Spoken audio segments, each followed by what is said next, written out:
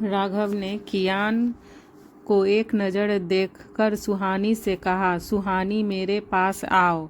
सुहानी जो उन दोनों में ही इंटरेस्टेड नहीं थी, उसने राघव की बात सुनकर अपने मन ही मन खुद से कहा, क्या जाऊं मैं इनके पास, है कौन यह मेरा जो मैं इनकी बात मानूं। वह अपनी सोच में डूबी थी कि तभी कियान ने उसे देखते हुए कहा, उस तरफ जाने के बारे में गलती से भी मत सोचना, वरना अंजाम तुम जानती हो। कियान की बात पर सुहानी मुंह बनाकर खुद से ही बोली, कोई मुझसे भी तो पूछो कि मैं किस तरफ जाना चाहती हूँ। इधर राघव कियान की बात पर गुस्से में दांत पीसते हुए बोला, कियान सुहानी से दूर रह, वह मेरी होने वाली वाइफ है। राघव की बात सुनकर कियान ने एक डेविल स्माइल दी और उसने कहा, और अगर मैं इससे दूर ना रहूं तो। कियान की हंसी राघव को चिढ़ा रही थी। तभी राघव उसे गुस्से से देखते हुए बोला, तो तू आज यहाँ से जिंदा बचकर नहीं जाएगा। यह सुनकर कियान ने राघव को फिर से चिढ़ाते हुए कहा, गिद्ध कब से शेर का शिकार करने लगे। कियान का एटीट्यूड और उसकी बातें दोनों ही राघव के गुस्से को बढ़ा रहे थे। तभी राघव ने ऊपर हाथ करके हवा में फायरिंग की और कियान को अपनी गुस्से वाली लाल आंखों से देखते हुए कहा, हाँ तो आज पता चल जाएगा कि कौन गिद्ध है और कौन शेर। इतना कहकर वह कुछ देर रुका और फिर उसने अपना एटीट्यूड दिखाते हुए आगे कहा, तेरे पास 10 मिनट है, तू चाहे तो अपनी जान बचाकर भाग सकता है। कियान ने राघव की यह बात सुनकर उसे एक स्ट्रगली स्माइल देते हुए कहा, this offer also for you. मैं तुझे 15 मिनट दे सकता हूँ, तू चाहे तो चुपचाप यहाँ से निकल सकता है, मैं कुछ नहीं करूँगा। राघव ने एक बार फिर से खुद की इंसल्ट होती देख गुस्से में विराज से कहा, आज यहाँ से इनमें से कोई भी जिंदा बचकर नहीं जाना चाहिए। सुहानी उन दोनों के बीच खड़ी एक छोटे से खरगोश जैसे लग रही थी, जो शेर और जंगली भेड़ियों की लड़ाई में फंस गई थी। तभी राघव की बात सुनकर विराज एक्शन में आ गया और उसने अपने गार्ड को फायरिंग करने का इशारा किया। वहीं कियान ने भी राहुल की तरफ देखा तो राहुल ने उसका इशारा समझते हुए अपना सिर हिला दिया। फिर राहुल के इशारे पर सारे गार्ड्स अपनी अपनी गन निकालकर राघव के आदमियों पर निशाना लगाने लगे। तभी राघव की तरफ से एक बुलेट आई और कियान के गार्ड के हाथ पर लग गई। फिर देखते ही देखते वहां का शांत माहौल जंगल का मैदान बन गया और दोनों तरफ से अंधाधुंध फायरिंग होने लगी। सुहानी अभी तक बीच में ही खड़ी थी। फिर उसने गोलियां चलाने की आवाज़ से डर कर अपने दोनों हाथों से अपने कान को बंद कर लिया। तभी कियान की नज़र सुहानी पर गई और वह अपनी गन से राघव के आदमियों को शूट करते हुए सुहानी की तरफ बढ़ने लगा। दूसरी तरफ से राघव भी सुहानी की ओर बढ़ने लगा था। सुहानी जो अभी भी अपने कानों को हाथों से ढक कर आंखें बंद कर किए खड़ी थी, तभी उसने किसी के हाथ अपनी कमर पर फील हुई। राघव से पहले कियान उसके पास पहुंच गया था और उसने सुहानी को उसकी कमर से पकड़कर अपनी तरफ खींच लिया था। अचानक ऐसे खींचने से सुहानी कियान से सीने से टकरा आई। वह गोलियों की आवाज़ से इतनी ज़्यादा डर गई थी कि उसने कियान को कसकर पकड़ लिया।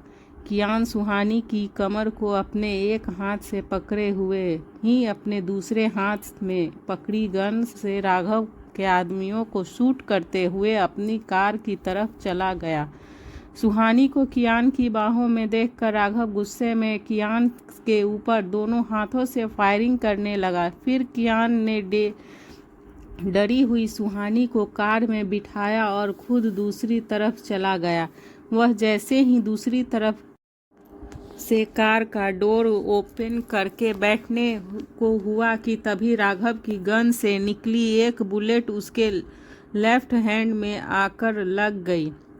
कियान को बुलेट लगते ही राहुल उसे प्रोटेक्ट करने के लिए उसके पास आया, पर कियान ने उसे कमांडिंग टोन में कहा, मैं ठीक हूँ, तुम जाकर हमारे आदमियों की मदद करो, और हाँ, राघव का एक भी आदमी जिंदा नहीं बचना चाहिए। राहुल ने यह सुनकर हाँ में सिर हिला दिया और फिर से राघव के आदमियों को शूट करने लगा। वहीं राघव कियान को घायल देखकर खुश हो रहा था कि तभी कियान अपनी कार को ड्राइव करते हुए राघव के पास आया और उस पर निशाना लगाते हुए उसके साइड शोल्डर पर शूट कर दिया। राघव को गोली लगते ही वह एकदम से नीचे गिर गया और कियान उसे देखकर मुस्कुराते हुए वहां से चला गया। राघव घायल होकर जमीन पर पड़ा था कि तभी विराज उसे देखकर जल्दी से उसके पास आया और उसे अपना सहारा देकर कार में बिठाया। फिर विराज ड्राइविंग सीट पर आया और अपने खास आदमी विष्णु को ऑर्डर देते हुए बोला, कियान के आदमियों पर हमला करते रहना, किसी को भी मत छोड़ना। राहुल ने विराज को मैदान छोड़कर जाते देख अपने आदमियों से कहा, 10 मिनट में इन सबको खत्म कर दो, फिर हम यहाँ से निकलते हैं। यह कहकर वह अपने आदमियों के साथ मिलकर राघव के आदमियों पर अंधाधुंध फायरिंग करने लगा। इधर कियान सुहानी को लेकर विला की तरफ जा रहा था। ड्राइव करते हुए उसके हाथ से और भी ज़्यादा खून बहने लगा था। कियान का बहता खून देखकर सुहानी ने उसे डरते हुए कहा, सर, आपके हाथ से बहुत खून बह रहा है। यह सुनकर उसने सुहानी की तरफ देखे बिना कहा, तो तुझे क्या फर्क पड़ रहा है, तुम्हारे हाथ से तो नहीं बह रहा ना खून। सुहानी कियान की एरोगेंट टोन सुनकर डर गई। उसकी नज़र रह कर कियान के हाथों में लगातार बहते हुए खून पर ही जा रही थी। वह कियान का बहता खून देखकर घबरा रही थी और तभी वह अपने दुपट्टे को गले से निकालकर कियान के हाथ पर लपेटने लगी।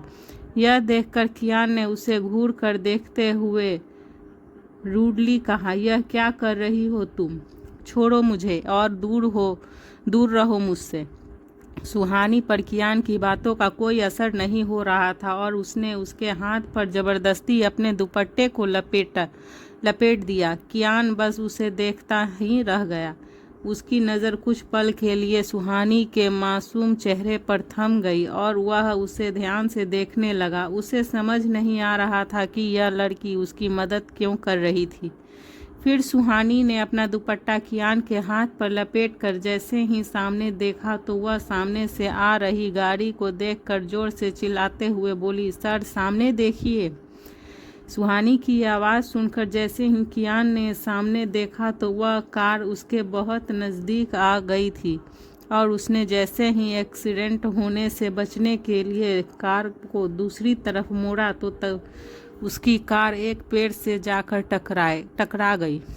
कार की टक्कर होने से कियान का सिर स्टीयरिंग पर जोर से लगा और सुहानी का भी सिर डिस्पोर्ट से टकरा गया। कियान का सिर टकराने से उसके सिर से हल्का खून बहने लगा और पेड़ से टकरा जाने की वजह से कार में से धुआं निकलने लगा था। सुहानी यह देखकर डर गई। फिर कियान और वह जल्दी से दोनों कार से बाहर निकले। कियान ने कार से बाहर निकलकर देखा तो कार की पेट्रोल की टंकी से पेट्रोल लीक हो रहा था।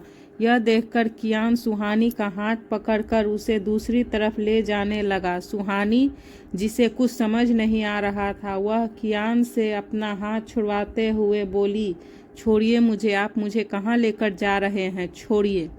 सुहानी की बातों से परेशान होकर कियान ने उसे घूरते हुए कहा, बेवकूफ़ लड़की, मरना चाहती हो तुम? मैं तुम्हें इतनी आसान मौत नहीं मारने वाला। तुम्हें दर्द और मौत देने का हक सिर्फ मेरा है। सुहानी कियान की बातें सुनकर डर गई और वह उसे अपना हाथ छुड़ाकर उसी तरफ भागने लगी जहां वह कार थी। यह देखकर कियान ने गुस्से में भागती हुई सुहानी का हाथ पकड़कर उसे अपनी तरफ खींच लिया। तभी अचानक वह कार ब्लास्ट हो गया। कियान ने सुहानी को अपने सीने से छुपा लिया। कार ब्लास्ट होने की वजह से दूर होने के बावजूद भी उन पर उस ब्लास्ट का असर हुआ और वह दोनों कुछ दूर जाकर गिर पड़े। ब्लास्ट की आवाज़ सुनकर सुहानी ने अपना सिर कियान के सीने से छुपा रखा था, तो वहीं कियान ने उसे कसकर अपनी बाहों में पकड़ा हुआ था। यह पहली बार था जब कियान किसी लड़की के इतने करीब आया था और उसे प्रोटेक्ट किया था। वह खुद भी नहीं जानता था कि उसने यह क्यों किया। वह सुहानी को अपनी बाहों में भरे हुए उसे उस पर लेटा था। फिर वह सुहानी के ऊपर से हटते हुए उठकर खड़ा हो गया। फिर उसने सुहानी को गुस्से में देखा और उसने डांटते हुए कहा, have you lost your mind? तुम अभी क्या करने जा रही थी? तुमने सोचा भी कैसे लिया कि मैं तुम्हें इतनी आसानी से मरने दूंगा? तुझे मौत देने का हक सिर्फ और सिर्फ कियान ओबरॉय का है, समझी तुम? उसके यह कहने पर सुहानी ने उसे कुछ नहीं कहा और फिर वह गुस्से में सुहानी की बाह पकड़कर बोला, मैं तुम्हें तड़पा कर मारूंगा मिस सुहानी। सुहानी कियान का गुस्सा देखकर डर गई और उसी आंखों से आंसू निकलने लगे। कियान ने सुहानी को तो प्रोटेक्ट कर लिया था पर खुद को नहीं बचा पाया। उसने पहले से ही गोली लगी थी और कार पेड़ से टकरा जाने की वजह से उसके सिर पर से चोट भी लग गई थी। उसके सिर से अब खून बहने लगा था और ब्लास्ट की वजह से वह और भी ज़्यादा घायल हो गया था। वह अभी सुहानी को डांट ही रहा था कि तभी उसके पैर लड़खड़ाने लगे और उसकी आंखें बोझल होने लगी। फिर कियान गिरता कि उससे पहले ही सुहानी ने उसे जल्दी से पकड़ लिया। सुहानी बहुत ही मासूम और दुबली पतली लड़की थी। वह ज़्यादा देर तक कियान का भार संभाल नहीं पाई और उसे लेकर ही नीचे गिर गई। फिर कियान ने अपनी आधी खुली आंखों से सुहानी को देखते हुए कहा, छोड़ो मुझे, दूर रहो तुम मुझसे, मैं तुमसे नफरत करता हूँ, छोड़ दो मुझे। सुहानी ने कियान की बात सुनकर मन ही मन खुद से कहा, दिल तो मेरा भी कर रहा है कि आपको छोड़कर चली जाऊं, पर मेरे संस्कार ऐसे नहीं हैं। एक घायल आदमी को ऐसी स्थिति में छोड़कर चले जाना मुझसे नहीं होगा। सुहानी को उस जगह पर रुकना सेफ नहीं लग रहा था, इसीलिए वह कियान को सहारा देते हुए जंगल के अंदर ले गई। कियान धीरे धीरे अब होश होने लगा था। फिर सुहानी उसे होश में लाने की कोशिश करते हुए बोली, सर प्लीज़ होश में रहिए, अपनी आंखें बंद मत करिए प्लीज़। सर अगर आप बेहोश हो जाएंगे तो मैं आपको यहीं छोड़कर चली जाऊंगी। सुहानी कियान को बेहोश न होने की धमकी दे रही थी। कियान की आंखें बंद थी पर वह सुहानी की सारी बातें सुन रहा था।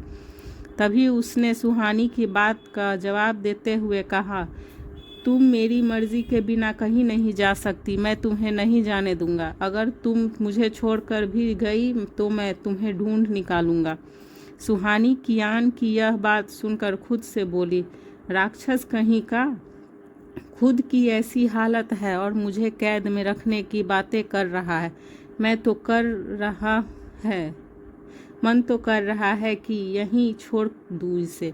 सुहानी अभी खुद से बात कर ही रही थी कि तभी कियान बेहोश होकर नीचे गिर गया। फिर कियान को ऐसे गिरते देखकर वह सोचने लगी, एक तो ऐसा इंसान इतना भारी है, ऊपर से मुझे ही मारने की धमकी दे रहा है। क्या करूं? छोड़कर चली जाऊं क्या इससे? सुहानी पूरी तरह से कंफ्यूज हो गई थी। उसे समझ नहीं आ रहा था कि वह अब क्या करे। तभी उसने एक बार फिर खुद से कहा, यह अच्छा मौका है सुहानी, चली जा यहाँ से, वरना यहाँ कियान ओबरॉय तुझे छोड़ेगा नहीं। यह कहकर सुहानी कियान को एक नज़र देखकर वहाँ से चली गई। आखिर क्या होगा आगे? क्या सुहानी कियान की कैद से आज़ाद हो पाएगी? क्या कियान जंगल में ही तड़प तड़प कर मर जाएगा? राघव सुहानी को हासिल करने के लिए दोबारा क्या करेगा? जानने के लिए सुनते रहिए।